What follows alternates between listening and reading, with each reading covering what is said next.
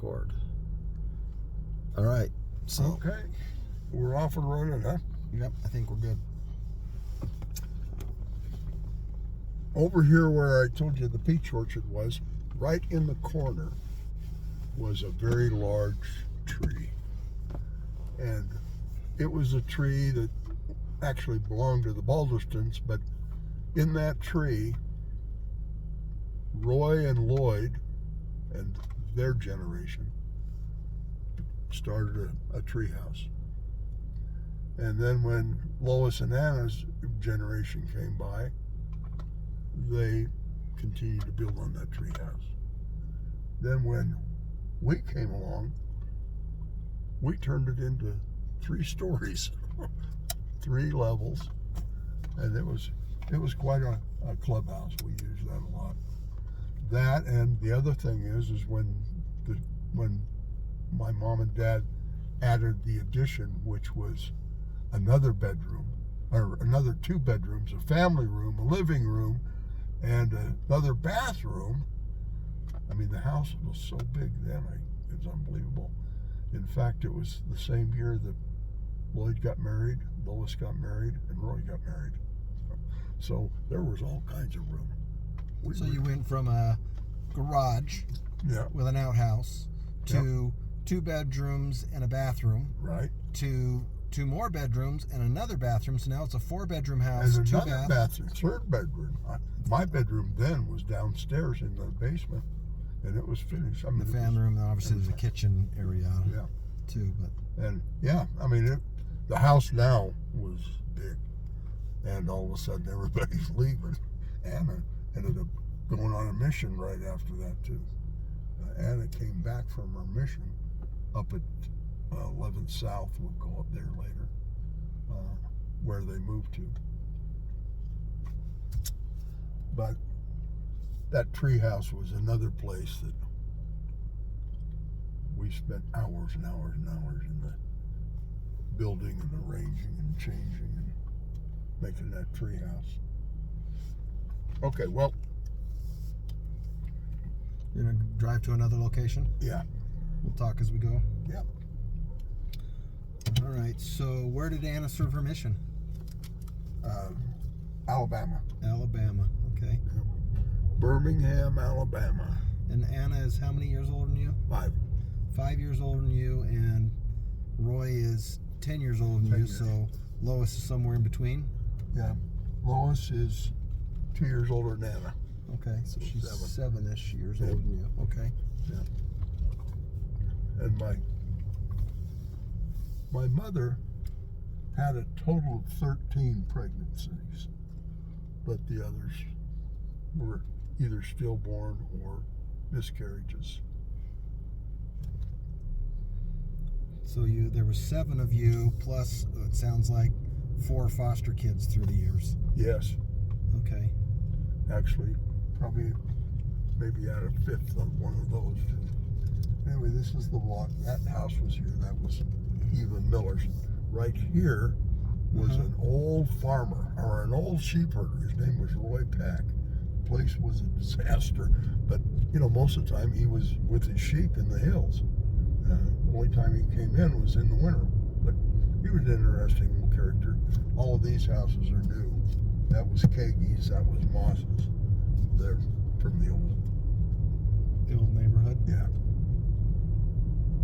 And there used to be a house right there that was vacant. That was just, it had been vacant. Now, I never saw anybody live there ever while I was alive. And this was kind of a special deal. This used to be a shopping center where you had a Albertsons and some type of a drugstore. This little store here, where that red hangers is, used to be Agat's Market. It was a little market. A little corner grocery store? Yep. And of course we went to school there. And Battlefield Elementary, they rebuilt it, so now it's right there. But it used to be up above that. This corner house right here, that's Mike Leatham. He was another one of my friends that spent a lot of time there. He was the drummer in our band when we were in high school. He was a very good baseball player.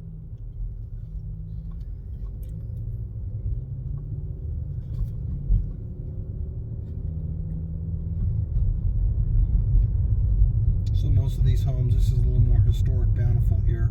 Most of these homes were built in the 1920s, 1930s. Probably, yeah. Some of the little newer ones were probably in the late, there was really a housing boom after the Second World War.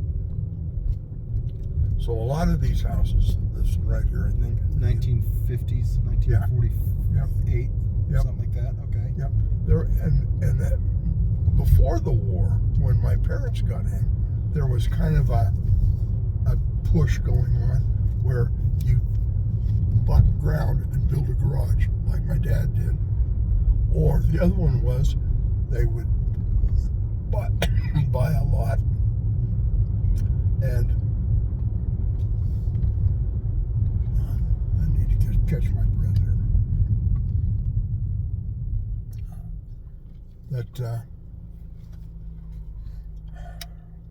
They'd buy a lot and they would dig a foundation and dig for the basement. Right. And then they would, when they got the basement, they would put a roof on the basement. Yep. And then with the idea that they would do the same as the garage, you expanded it. I can show you an example of that over on... There was a house like that up by the canal in Riverton that it wasn't until this new master muffler went in that got because that house was still just a basement with a roof on it. Yep. and a door to go down to it. That was up until 5 or 10 years ago. Yep. I really believe my next door neighbor that house started out the same way, but they built the top on top of it. So the Danzies that live next door, I believe their house was a basement house, and then a basement type thing with a roof on it, and then after 10 or 20 or whatever years it took them, they eventually built the top, because it is a weird house and the garage is separate from it and all kinds of things. So I know exactly what you're talking about. Yep. There's still one of those houses down in my old neighborhood down below. Now this is where these houses of course are all new, but right to the right here is where I went to junior high school. When I went there, I was 11. I turned 12 that year. Okay. And that's the year we came back from Phoenix. But we walked to school every day from where the house was up here. All of us did. It was a herd of kids. Now this area is what's called Valverda. Valverda was a little community, but it didn't have, before my time, the railroad came through here. They had a trolley system in Bountiful, and it came right by here and would go up to Ogden. Again, it was part of the Bamberger system.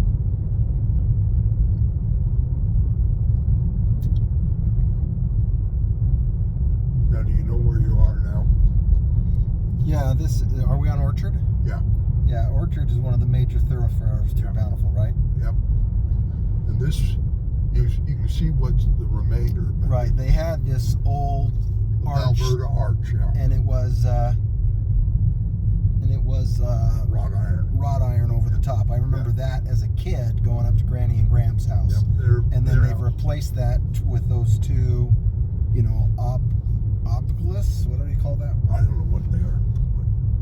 But anyway, this is where Weininger's Market was. My friend D. Weininger owns all of this stuff. Mm-hmm. I don't see him very often, but I do see him once in a while. But that was a marketplace, and they at one time, his father had 7 stores in Utah. Today there are 2 left.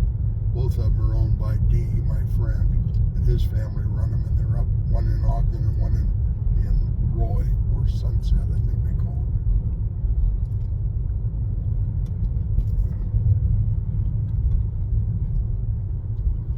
But this was, most of this area here was all just wilderness. We used to go up here hunting, and there's a riding club that was up by where your mother's house was.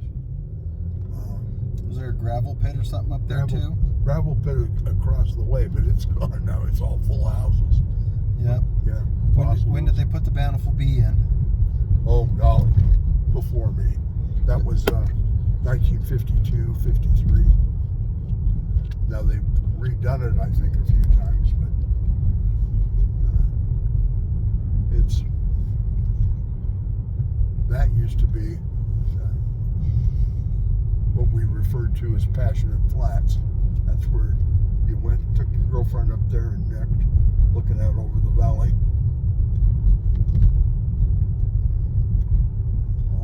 All that area up there was just wilderness. Up by where the temple is now. Yeah. Now you had an aunt that lived right down here that your mother did.